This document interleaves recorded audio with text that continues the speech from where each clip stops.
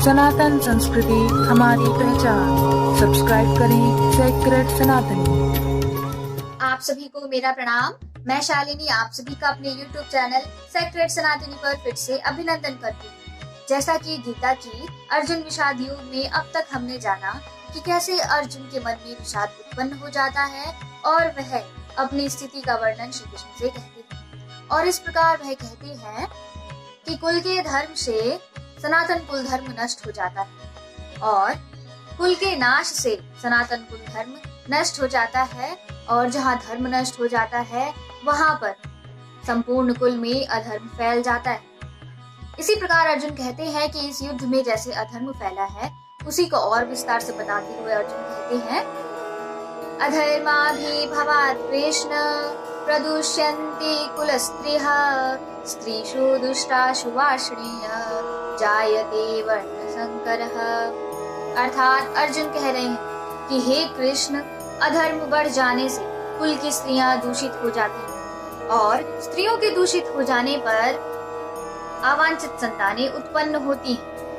अर्जुन के कहने का तात्पर्य यह है कि एक परिवार में स्त्री की भूमिका बहुत महत्वपूर्ण रखती है, क्योंकि अगर वह स्त्री किसी भी प्रकार से दूषित हो जाती है तो उससे उत्पन्न होने वाली संतानें अवांछित संतानों के रूप में कहलाती है। और इसी प्रकार अर्जुन आगे कहते हैं, संकरो नरकायैव कुलघ्नानां कुलस्य च पतन्ति पितरो योषाम् लुप्तपिंडोदक क्रियाः। अर्थात अर्जुन कह रहे हैं कि अवांछित संतानों की वृद्धि से निश्चय ही कुल में नारकीय जीवन उत्पन्न होता है। ऐसे पतित लोगों की पितरी गिर जाती है, क्योंकि पिंड और जल के दान की क्रियाएं समाप्त हो जाती हैं। और इसी प्रकार अर्जुन फिर आगे कहना चाहते हैं, दोषैरेतहि कुलघ्नानां वर्णशंकर कारकहि उत्सादं ते जाति धर्माः कुल धर्माश्च शाश्वताः। अर्थात अर्जुन कह रहे हैं कि अवांछित संतानों के द्वारा किए गए दुष्कर्मों से सनातन कुल धर्म और जाति धर्म नष्ट हो जाते हैं। और इसी प्रकार अर्जुन फिर आगे कहते हैं, उत्सन्न कुल धर्माणां मनुष्याणां जनार्दन नरके नियतं वासो भक्तितनु शुश्रुम। अर्थात अर्जुन कह रहे हैं कि हे जनार्दन, कुल के नाश में जो भागीदारी है यानी ये जो मनुष्य, उनको अनिश्चित काल तक नरक में रहना पड़ता है। अर्जुन कह रहे हैं कि ऐसे मनुष्य जो ये जानकर भी महान पाप को अंजाम देते हैं, उनको अनिश्चित काल तक नरक में जगह मिलती है, यानी नरक में रहना पड़ता है। और इसी प्रकार अर्जुन आगे कहते हैं,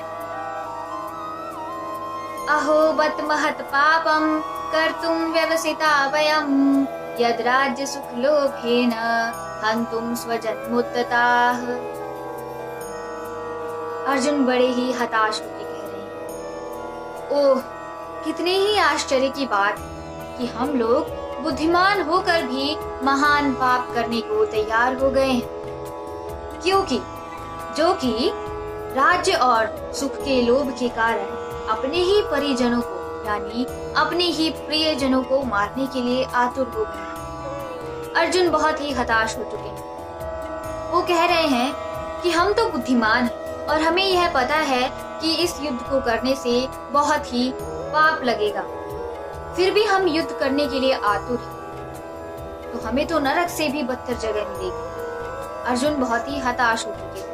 और इस प्रकार वह फिर आगे कहते हैं, यदि मां प्रतीकारं शस्त्रं शस्त्रपाणयः धर्तराष्ट्रारणे हन्युस्तन्मैक्षेमकरं भवेत्। अर्थात अर्जुन कहते हैं, वो भी बड़े श्लोक के साथ कहते हैं, यदि मुझ शस्त्र रहित विरोध न करने वाले को धृतराष्ट्र के पुत्र हाथों में शस्त्र लेकर युद्ध में मार डाले तो भी इस प्रकार मेरे लिए मरना यानी इस प्रकार मरना मेरे लिए अत्यधिक कल्याणकारी होगा। अर्जुन इतना ही कहते शांत हो जाते और विचार विमर्श करने लगते। वो बहुत ही परेशान हो चुके हैं, उनके मन में बहुत सारी बातें चल रही हैं। और इसी प्रकार अब संजय कहते हैं, संजय उवाच एव मुक्त्वा अर्जुनः संख्य रथोपस्थ उपाविशत् विसृज्य सशरं चापं शोक संविघ्न मानसः। अर्थात युद्ध की जानकारी देते हुए संजय धृतराष्ट्र से कहते हैं, इस प्रकार शोक से संतप्त हुआ मन वाला अर्जुन अपनी बात कहकर अपने बाणों को यानी अपने बाणों सहित धनुष को त्याग कर रथ के पीछे वाले भाग में जा बैठे। तो यह था गीता का प्रथम अध्याय अर्जुन विषाद योग। यह अध्याय यहीं पर खत्म होता है। तो आप सभी को अब ज्ञात हो ही गया होगा कि कैसे अर्जुन के मन में विषाद उत्पन्न हो जाता है और वह अपनी बात श्री कृष्ण के समक्ष रखते हैं। अपने परिवारजनों के लिए वह युद्ध नहीं करना चाहते, क्योंकि अपने ही स्वजनों को मारने से महान पाप की भुक्ति होती है। अब आगे के अध्याय में हम जानेंगे कि श्री कृष्ण ने अर्जुन को क्या उपदेश दिया। और अगर आपने अभी तक मेरे YouTube चैनल को सब्सक्राइब नहीं किया है तो जरूर कर दीजिए। मिलेंगे फिर कुछ नई उपदेशों के साथ, तब तक के लिए जय श्री कृष्ण।